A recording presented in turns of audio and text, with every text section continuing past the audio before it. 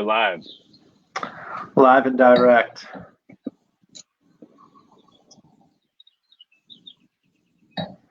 Hey, Kathy. How are you doing?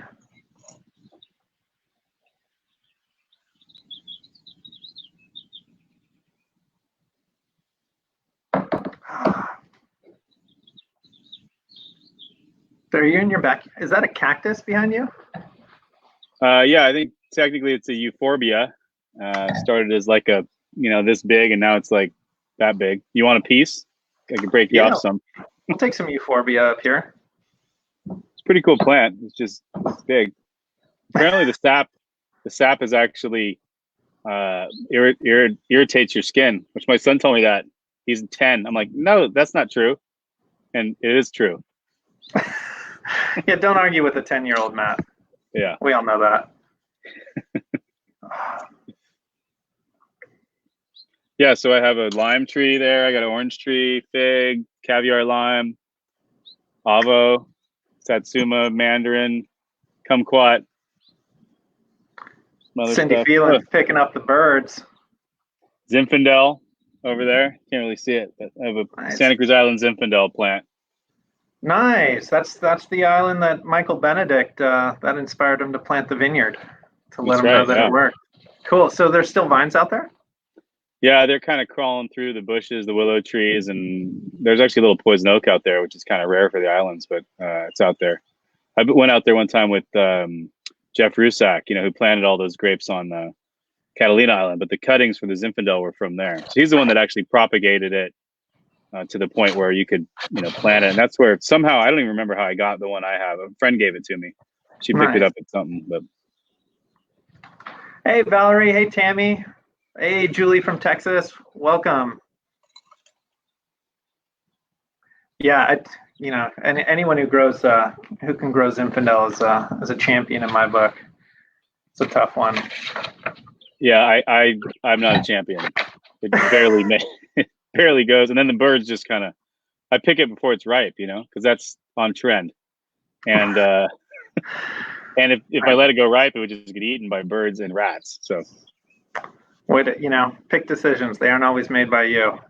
So welcome everybody on this fantastic tasting today. Joining me today, Trey Fletcher at Sanford here in the Santa Rita Hills, is Matt Kettmann, senior editor from Santa Barbara Independent, and also contributing editor to the Wine Enthusiast. And Matt, you've written for the New York Times, Smithsonian, Wine Spectator, Sunset, a bunch of publications, but also you have your first book coming out, Vines and Vision, in the fall, correct? That's right. Yeah, it was going to be a small little endeavor I'm doing with a photographer named McDuff Everton, and it's grown into like a 600-page, 150,000-word Bible of Santa Barbara County wine. So I'm looking forward to its release. Fantastic. Me too. You've just been working on it for a couple months, huh? Yeah, just a couple months. Nice. Well, cheers, everybody. I've been looking forward to having a drink all day. It's been a really windy, and still is a really windy day in the Santa Rita Hills here, and we're just starting to see the first signs of flowering in the La Rinconada Vineyard, which I'm really excited to talk about with you, Matt, because it's a really new vineyard for me, being that I've only been here for 9 months as the new winemaker, but also it's the one that I think it's our youngest of the two vineyards here at the estate, and also I think it's potentially the one that has the most to show us over time that hasn't already been showed. What's kind of been your experience with La Rinconada? I've been tasting it a bunch over the years. I know Richard Sanford quite well, who I think was behind the planning of it. Was it 97 was the planning, right? Yeah, that's right. That's great that it's your youngest vineyard and it's still 23 years old or whatever that is. It's a real luxury. But it's got a dramatic setting to it. It's surrounded by essentially beautiful wilderness, I think, that's been preserved as well. So I think it has a lot of messages beyond just the grape potential there. And then you have your winery right there in the middle of it too, which is, you know, iconic. So yeah, it's a fun property. It's definitely it's the vineyard that I knew the least about when I came to Sanford. And I mean, to compare and contrast, Cindy Phelan's asking about, like, for me, there is definitely, and we can show this, but there's definitely a section where the Chardonnay has really shown itself in the 23-year history to shine, and definitely a section where the Pinot Noir shines. And I don't know if you find this across all producers, but it's generally, of our two vineyards, Sanford and Benedict and La Rinconada, it's definitely like, it's very precise. It's very saline. It's very, very citrus driven and really bright and focused.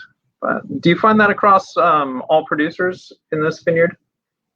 No, you know, I want to say I taste a lot more of the S&B that's made by other people. I mean, I obviously taste some La Rinconada made by other people, but I get a lot more of, you know, Sanford Benedict is just such a, I mean, it's the name of Santa Barbara County when it comes to Pinot Noir and Chardonnay. So I think a lot more producers are clamoring to get that fruit and throwing that on the label. And so I get a lot more variation in those wines, I think.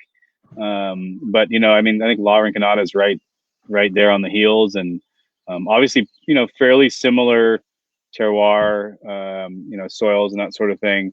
But I think it gives a little bit more, I think, for you to play with. You're not honed into the classicness of it, and there's probably something you can do with these slightly younger vines that maybe you can't do with some of those old vines that are still thriving, but probably have some limitations to them as well.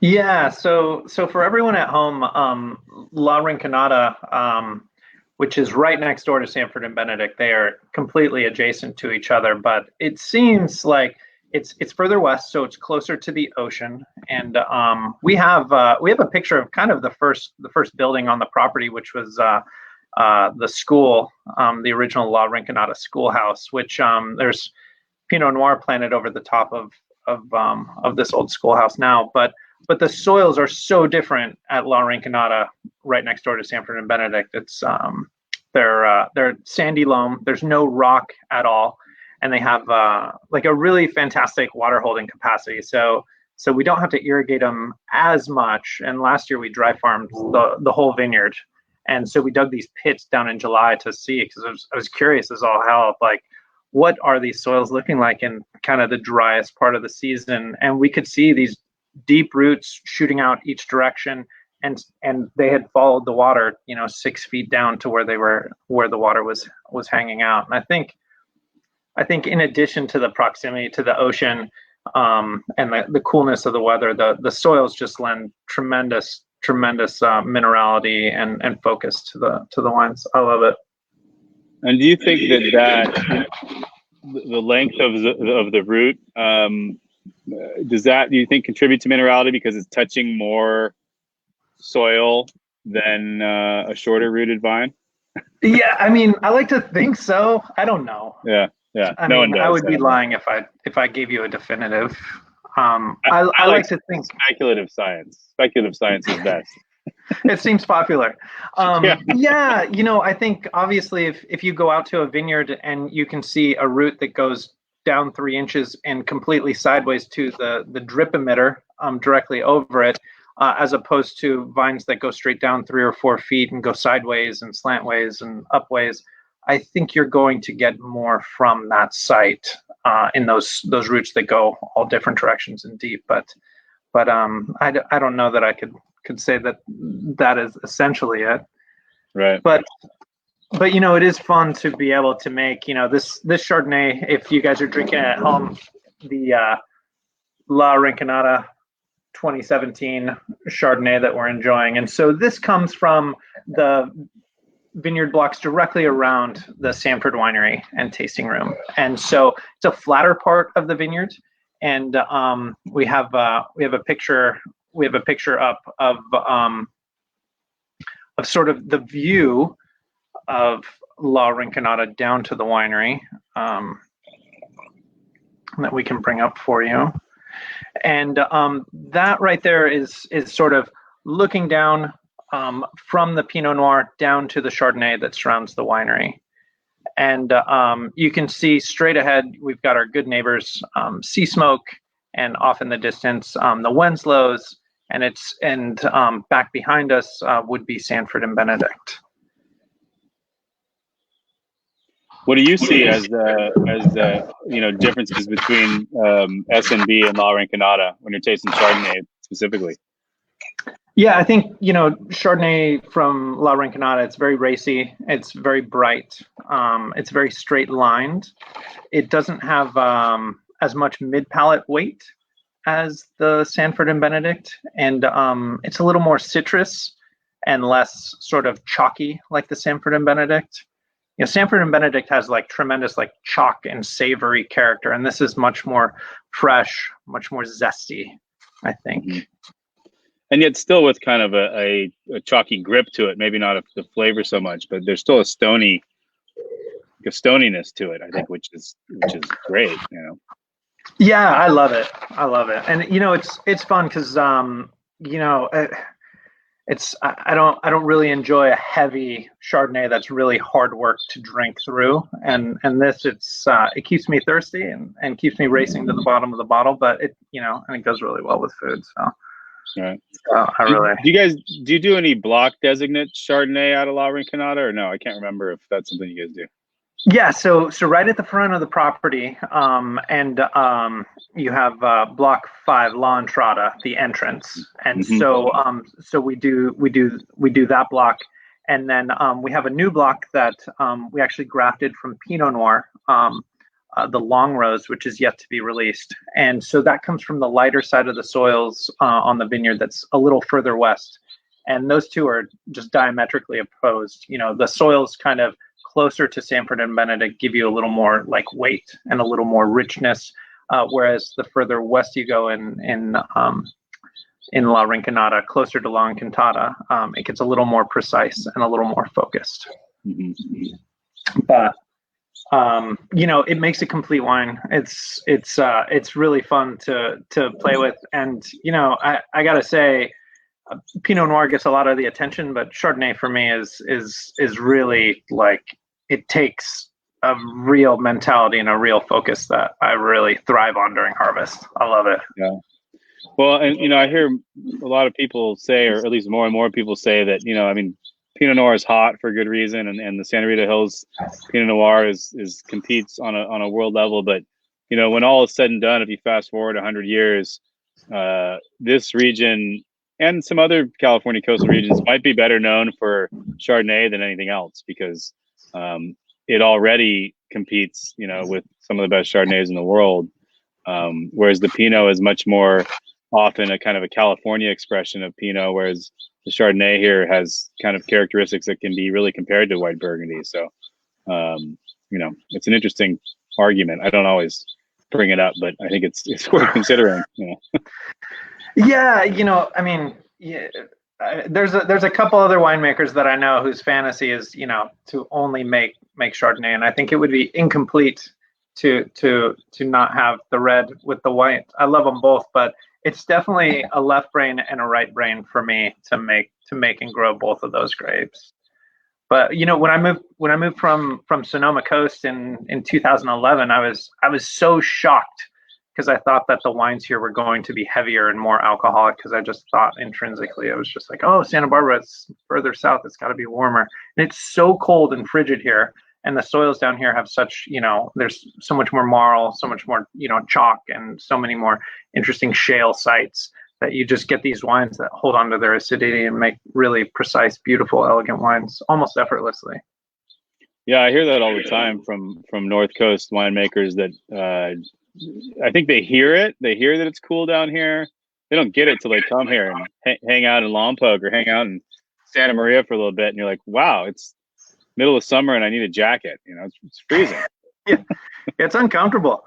Yeah, it's you know, and I mean, my wife like wishes that I was a Zinfandel winemaker, so we would be living in some really hot, warm climate. But I was just like, you know, we're gonna have to suffer through these cold, windy environments because the Pinot Noir and Chardonnay, that's the real drive for us. Yeah.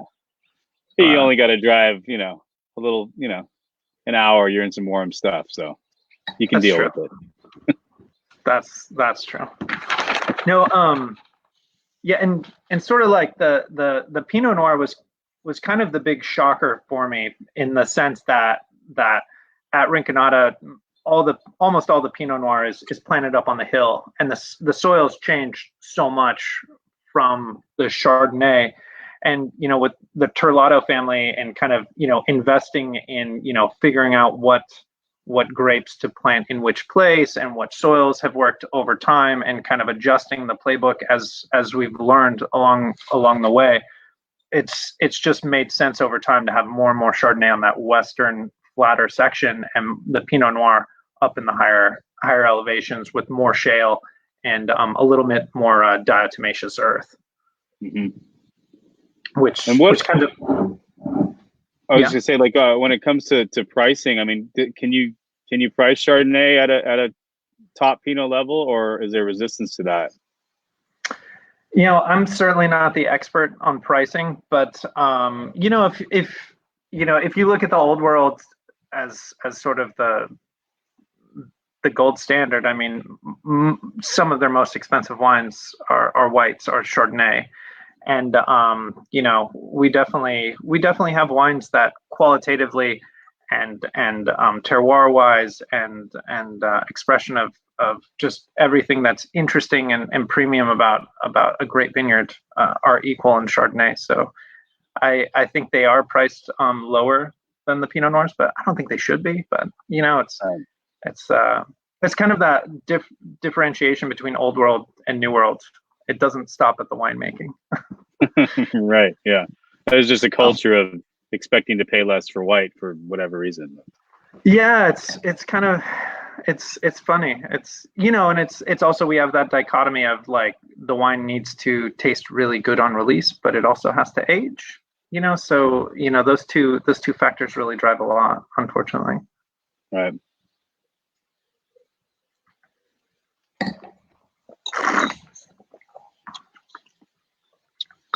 What do you think of the Pinot Noir?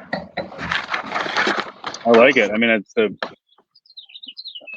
what I like about Sanford wines in the last, you know, number of years is there's like there's a seriousness to them. So I taste a lot of wines. I mean, I like all types of wines. I taste a lot of wines that are, you know, I would call joyous and almost hedonistic, and those can be delicious wines.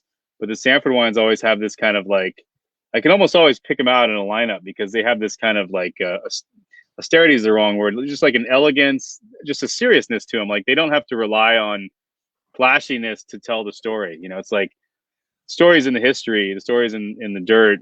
We're just going to make what we think is the most, you know, interesting expression of this particular vineyard that we can. And so I think in so doing, you get kind of all of the nuances at once. In this case, I think there is some, you know, brighter, riper fruit on the nose, and then once it hits your palate, it's way more savory, you know, way more kind of layers of depth to it. That's just not, you know, it's not fruit. It's something else. Yeah, it's funny, you know, because so much of wine is fashion, but I think, you know, and speaking with, you know, John Terlato, and then, you know, Augie and Laura, my team here, and Eric in the vineyard, you know, we're always trying to go for, you know, like, this is the direction we need to go to make a true expression of La Rinconada and Sanford and Benedict, and try and, you know, take sort of my ego out of it and not make it be about me, or about any of us, but about the site in as best way we can. So, you know, I think it's really fun to taste the 15, which is a riper vintage, a smaller vintage, so much less yield, a lot more concentration compared to the 17, which arguably was a much hotter vintage. And see, you know, the 17 Chardonnay still has plenty of acid and plenty of plenty of, focus and direction. But definitely the 15 Pinot Noir, it's got a lot to say. It's got a loud voice for sure, but it's not like shirking away from what the site gives you, I don't think. Right. Yeah. And now that you mentioned 2017 again, I have been, I've been tasting a lot of 17s, and it's, I like this one a lot. And I like a lot of the wines that I've tasted from the vintage, but it is one of the first vintages. I've been reviewing wines for 6 years now, and it's one of the first vintages where I'm seeing kind of a higher degree of variability in the wines I'm getting, including wines from places that I know make great wine in most vintages. In this vintage, they're just not as good for whatever reason. And I know it was a lot of heat spikes. There was that Labor Day heat spike, which kind of ruined people. I think if you hadn't picked your Pinot and Chard by then, you had some trouble. And so then some of the wines I get feel like they've been fixed a little bit, like things got out of whack, and really good winemakers can fix them sometimes. And sometimes there's a little bit more,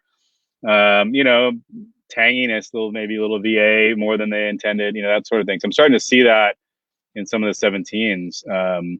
But there's also, especially I think for the people that picked prior to that heat spike, they're also delicious wines, fantastic wines as well. So it's an interesting vintage for me to see, separating the adults from the kids a little bit, maybe. I don't know, Yeah, 17 was really tough because everything was like right about ready, and then the heat came, and everyone saw the heat coming. It was not a surprise, and you just didn't know that it was going to be so long, and then you didn't know there was going to be a monsoonal rain in the middle of it. Yeah, and then microburst. Yeah, that's right, the microburst, which you guys got down in Santa Barbara pretty strong. It was nuts. Yeah, it was like 115-mile-an-hour winds or something.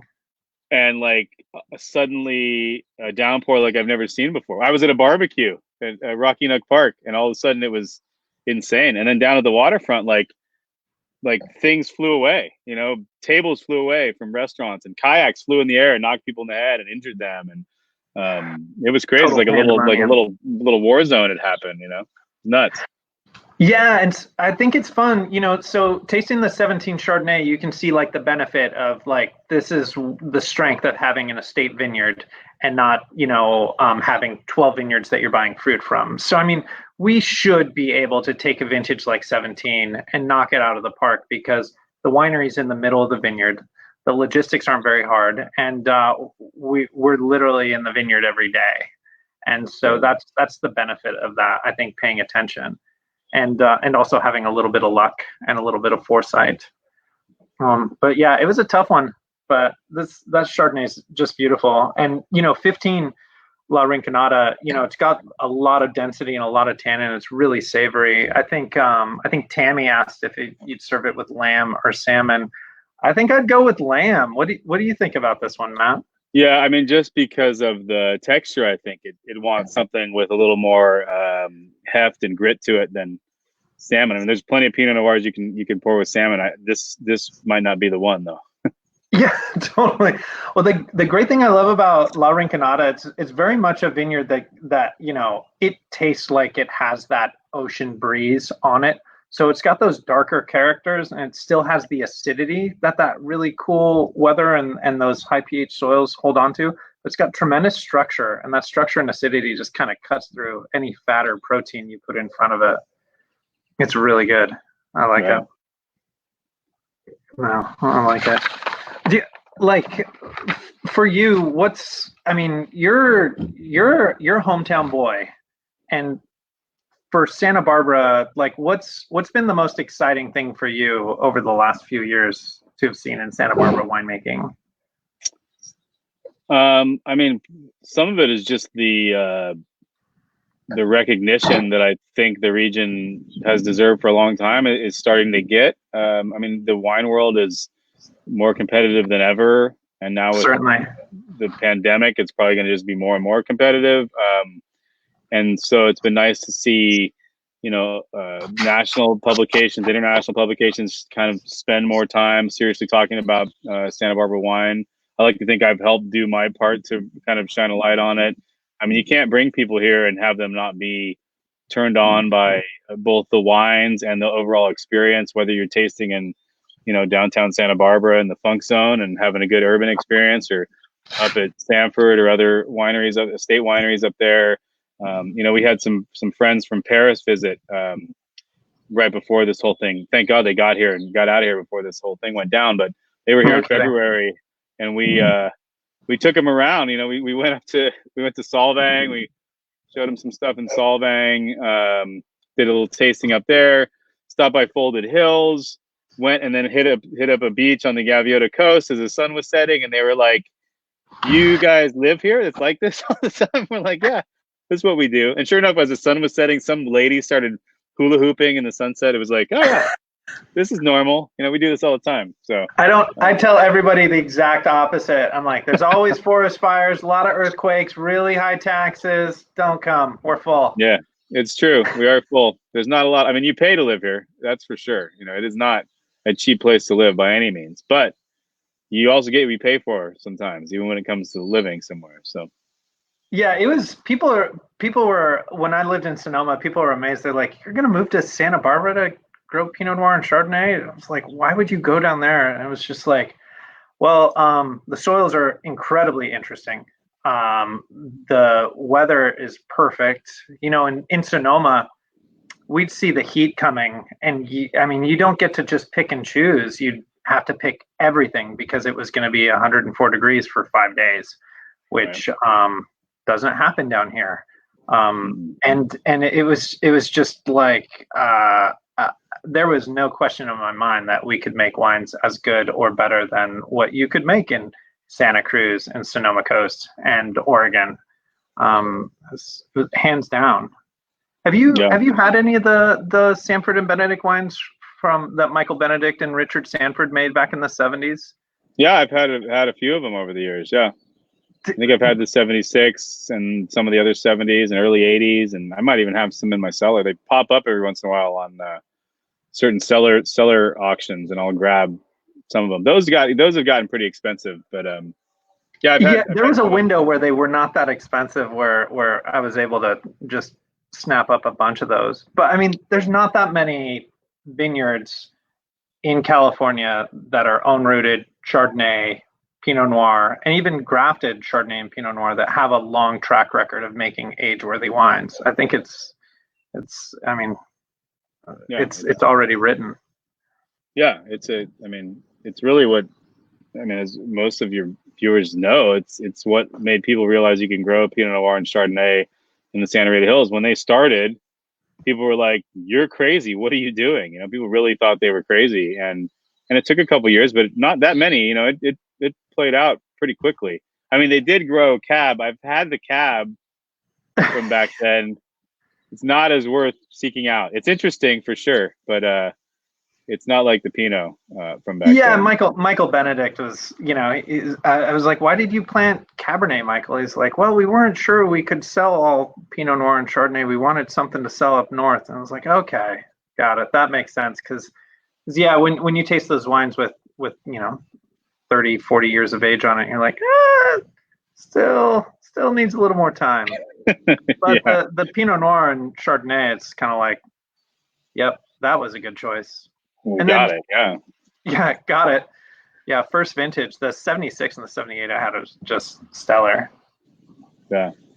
But so I have to say, I'm not one to plug things, but I'm really excited about your book because, and I think I have a picture, if I can find it, of the cover of it coming out. I'm really excited because you're the only person I know that has written a book about not just Central Coast, but Santa Barbara, and focused on all of the people that make the wine. And most importantly, Augie Rodriguez, our cellar master of the last 30 years. You got a section on him, which I was so happy to, first of all, not have something written about just the winemaker, because it's such a team of us. And what was the thought process behind that? No one does that. So I mean, we went into this. The whole story is that I helped with a book. I wrote a wine chapter for a book about the Lark restaurant in Santa Barbara. And the photographer for that was Macduff Everton, who's a pretty renowned photographer. He's been shooting since the 60s for Nat Geo and, big publications, has lived in Santa Barbara most of his life. He approached me and said, "Hey, we should do a book on Santa Barbara County winemakers." And I was like, "Yeah, I've already written about most of them. This should be easy." Sure enough, I had to re-report and rewrite everything I'd ever written. But then as we're going through it, and I got to get a lot of credit to Macduff here. He's going out. He's been shooting the region now for 2 years plus, probably. Yeah, I see him every year at harvest. I'm like, oh, it's Macduff. He's taking pictures of us on the sorting line again, or picking at 4 a.m. again. Right, and so I've tried to do what I can as a journalist to shine light on the farm crews and the people that really are integral to making this industry go, who often get no attention. And then Macduff got out there, and Macduff has lived in Mexico a lot of his life, speaks fluent Spanish, not just fluent Spanish, but slang Spanish, from various regions. Most important type. Yeah, and so he was able to connect with a lot of the crews like in a very direct way. And he was like, you know what, I'm going to start bringing my black backdrop out and just doing straight portraits of everybody. And so now we have hundreds of those, and this is just one chapter of the book. And it's a piece that he's calling El Buen Equipo, and he wrote the intro to it. It's the only part of the book that I didn't write, other than actually Richard Sanford wrote the foreword too, which is, we're grateful for him for that. But Macduff wrote this thing, and it's El Buen Equipo, the good team, and it's basically a showcase of everyone it takes to bring a vintage to bottle and to market. So a lot of those people are the unsung heroes. Crews. Yeah, the farm crews. But it also gets, my pictures in there, winemaker pictures are in there, wealthy proprietor pictures are in there. But the vast majority of it are the labor crews who never really get any attention, and they were super excited because then Macduff actually printed out their prints and brought them back to them in the vineyards, and they were all super stoked. So it got to be where they would hear, "Oh, the photographer's here," and they would like kind of, primp up a little bit and like, get ready for their camera time. So that's going to be a real strong section of the book that I think will have life beyond the book, probably worthy of its own kind of gallery or some sort of exhibit at some point too. So, and then the rest of forward to it. It's the complete story. And where are you going to put the Michael Benedict section? If Richard Sanford's doing the forward, where are we fitting Michael Benedict in the? Well, Richard's also a big part of the Almarosa section. So Michael's going to be in the. I think he's going to be in the Sanford section. I think that will make the most sense. So I still have to write his chapter. We've interviewed a few times. I've known Michael for years, and it'll be a good addition. The chapter I have on you guys now, is a lot through John Terlato and his vision for things, which is great. And we have Augie in there. Augie's in the El Buen Equipo section, and then we'll probably put Michael Benedict in the Sanford section. So we're still kind of mapping this out, although we got to get it to the printer pretty soon. So it'll be out by the fall. And then the bulk of the book is profiles of about 100 different wineries around Santa Barbara County. A lot of the pioneers, some newer folks. A lot of them are estates, or if they're younger folks, people that have invested heavily in ensuring that they're here for a long time. And then there's a few introductory chapters on, year in the life of a vineyard. I've made a tiny bit of wine every year since 2012. So I've gotten to know the vineyard, and obviously I'm not quoting myself. I'm quoting people like Jeff Newton, and other people I've worked with. Chris Hamill, actually, your old colleague. And so, he's not that old. He's not that old. No. So yeah, it's a pretty comprehensive, massive undertaking that should be out this fall, and be about 600 something pages. So clear your bookshelves. That's right, Dostoevsky. Good job. Yeah. Well, cool, man. Is there anything else you want to cover? Well, tell me, we haven't really talked in a while. I mean, it's funny. I mentioned you probably remember this when I started making a little bit of wine back in 2012. You were at Biennacido, and I remember we were going to maybe make some there, and I remember we were kind of presented to you. You had just started. I was brand new. You were trying to figure out things, and I remember the kind of look in your eye when we showed up, and you were kind of like asked to help these yahoos figure out the wine thing, and you just looked like, what do you mean? It was pretty funny. But but we did get to hang out with you, and we hung out with Chris a lot, and we did learn a lot at Biennacito. We ended up doing the wine project more at Ampelos, but it was a great. I'd known about Biennacito and been there many times before that, but it got us deeper involved with that vineyard and with just farming in general in the Santa Maria Valley. So. Yeah, well, I mean, Biennacito is what got me into Santa Barbara County. But Sanford, La Rinconada, Sanford and Benedict's what kept me here for sure. Because, I mean, working with Chris at Biennacito and just the wines that I first really learned about Santa Barbara County wines. I was so ignorant. At the first In Pursuit of Balance tasting, it was like 2010. And Raj just sent out this email, and the winery I was working for at the time, we went to go pour, and I remember tasting wines from the Sandy wines, but also the Tyler and Gavin Shannon and James Ontiveros wines, Native 9. I was like, oh my God, I was totally wrong about Santa Barbara. I thought the wines were just super ripe and just flabby and really like personality driven and kind of caricatures of themselves. And I tasted these wines and I was like, oh my God, these Chardonnays and Pinot Noirs are just blowing my mind. And it's, two of the great vineyards in the New World, Sanford and Benedict and La Rinconada, that make wines that age really well and have a track record. It was a absolute easy transition to come down here, and it's fun being in this area because it's I don't want to say it's easier to make and grow grapes down here, because it's definitely got its challenges, but it's just so much more naturally situated for Chardonnay and Pinot Noir. Up on the Sonoma coast, we had to do everything around maintaining the acidity, not letting the wines get too ripe. How much whole cluster are we going to use so that we don't let the pH get too high, and all of these things. And down here, I mean, you just need to wait for the right moment. You don't have to do all of these things to overcompensate. And don't get me wrong, the Sonoma Coast makes beautiful wines, but it was just so exciting to come down and work with Biennacito and now Sanford and Benedict, La Rinconada. Right. Yeah, I hear that a lot. The Sonoma Coast is hot. Well, it's not as hot as Oregon. Yeah, I was in Oregon. Actually, I did a panel with Eric and Laura up from your team at IPNC this last summer, and it was hot. I was like, wow, yeah, this is not cold. Those Oregon guys are liars. But no, it's really funny when you look at Oregon and all the beautiful wines that come out of the Willamette and all over Oregon and also Sonoma Coast.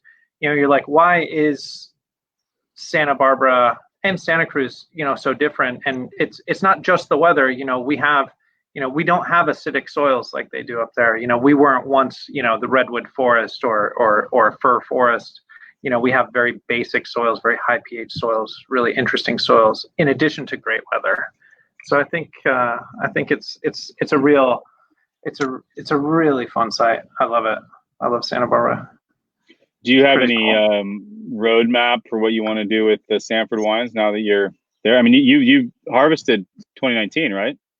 Yeah, so I came in before left Biennacito, came in before 2019 harvest, and Steve Fennell, who made the wines for years, did a fantastic job and left me with a really great team and a great winery. And the Turlatos have basically been incredibly supportive. And John Turlato's essentially a friend, and a total maniacal wine quality kind of guy. I mean, and a Burgundy nut, right? I mean, he's invited me up there to come taste some with you guys one of these days. So yeah, well, you should. But he's not just a Burgundy nut. Like, he'll call me up and he's like, Trey, do you think, like, when we're racking on the moon cycle, do you prefer a waning or a waxing moon? I'm like.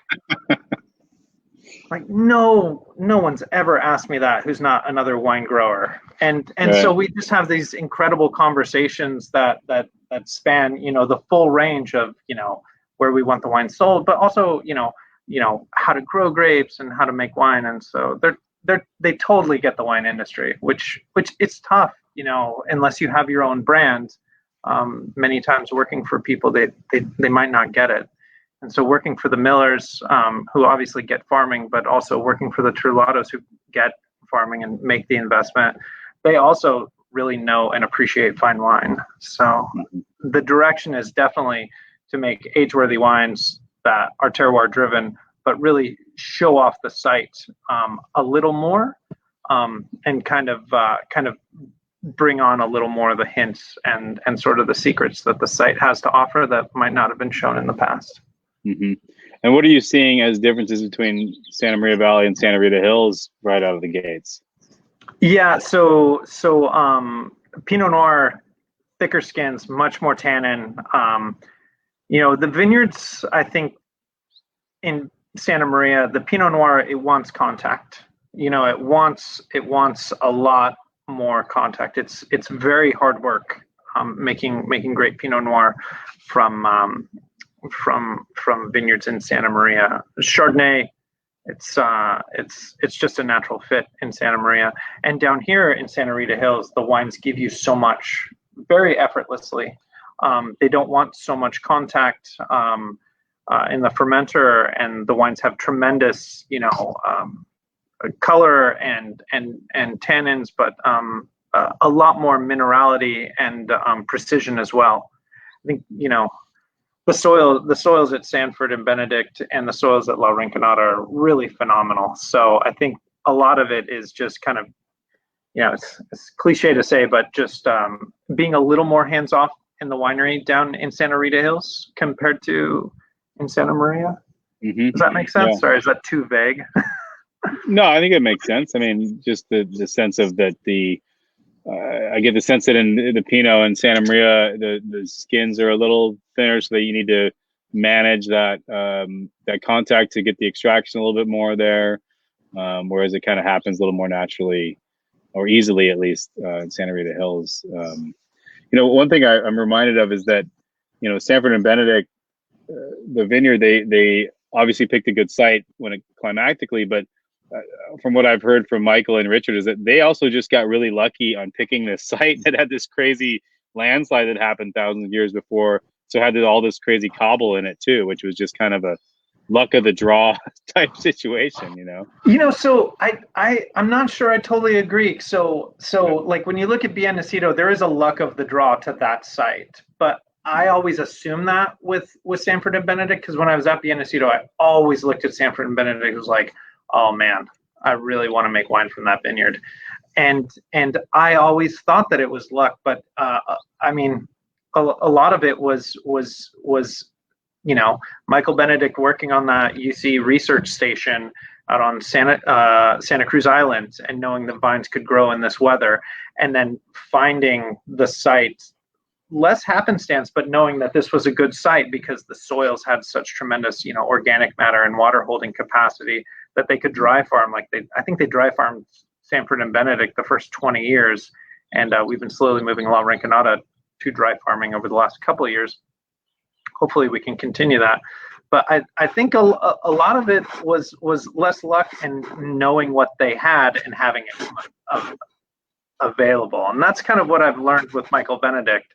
It was a little less luck and a little more sort of, botany, geology understanding. But it is incredible that, most of coastal California was formed 30 million years ago. But then the thing that really separates the site is the mountain behind Sanford and Benedict, from those slides that happened, a few million years ago, just unearthed that chert and all that shale that just spilled out, that we luckily had those two gentlemen plant their Pinot Noir and Chardonnay over back in the 70s. Do you think when the 2019 Sanfords come out, are we going to notice as consumers a Trey Fletcher stamp, or do you think it's going to fall in line with what's been done? I mean, what is your sense? And sometimes that doesn't mean like what you're intentionally trying to do, just like, is your style going to show more or less, or what do you think? Yeah, it's, totally different. We have the same team, we have the same vineyard. The big difference is, different level of fermentation management, aging, and just sort of intention in the cellar and primarily the vineyard. I think there's not going to be a huge shift, I think, in what the terroir shows from the site, but I think I'm hoping there's going to be more intensity in the wines, more elegance, and more expression of terroir, and that's kind of my hope. I don't want anyone to say like, "Wow, that Trey Fletcher guy really, does magic or anything." I just want to have the opportunity that I've been given to take full advantage of showing everybody what Sanford and Benedict and La Rinconada can do. Yeah, I hope people like it, but I don't think it's gonna be a Trey Fletcher thing. No. I don't make it all by myself, for better or for worse. I got a whole team of really highly skilled people with a lot of experience behind them that I've been able to mine the whole time as well, and just make adjustments from the vineyard all the way to the bottle.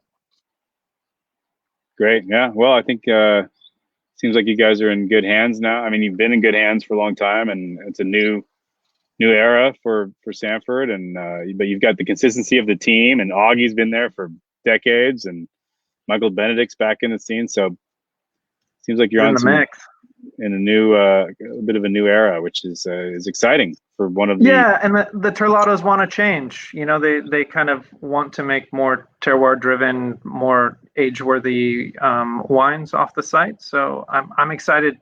I'm excited to get that opportunity. That's not something that a lot of people are asking for oftentimes, because it's incredibly risky. So I'm pumped. I'm so excited. It's like another really well established older vineyard that makes great wines. So sign me up. Nice. There's nowhere to go next. There's no older. Yeah, I'm done. I'm staying here, man. I'm staying here. Well, thanks, man. When are you gonna come up? We can taste in the cellar and have a barbecue with some masks on. Hopefully sooner rather than later. Yeah, just let me know when. I'm looking forward to getting out of my yard and seeing some other places. One of these days, soon, hopefully. Things seem to be opening up a little bit, and I have a mask, so we can make it happen. Right on. Well, come on up, man. We're just hitting flowering, so I'd love to break some bread and share a glass of wine with you. I look forward to this book coming out. Thanks for doing this with me, man. Yeah, my pleasure. Thanks for having me. It was fun. Cheers. Have a great day, everybody. Thanks for joining us.